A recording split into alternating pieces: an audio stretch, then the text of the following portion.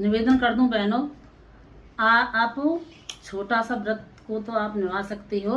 वो क्या है, अपने बच्चों को अच्छे संस्कार देना, नमस्ते आदि सिखाना। नमस्ते आदि में बहनों बहुत बड़ी ताकत होती है।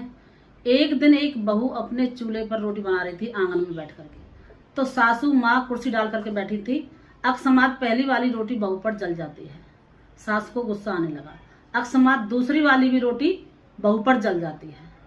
फिर सास को गुस्सा आने लगा तो सास कहने लगी, बहू तेरी माँ ने तुझे क्या सिखाया। इस बात को लेकर के बहनों सास बहू में झगड़ा हो जाता है।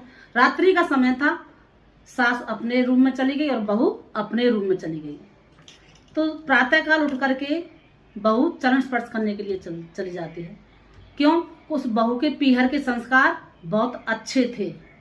जब रात को सोती थी तो अपने सास ससुर से नमस्ते आदि करके सास के पैर दबा करके सोती थी, और प्रातःकाल उठ करके सास के और ससुर के चरण स्पर्श करती थी, उनका आशीर्वाद लेती थी जब दूसरा काम करती थी।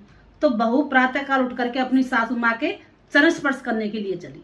तो सास ने देखा नींद में आ तो रही है महारानी है, पर ये कल वाली।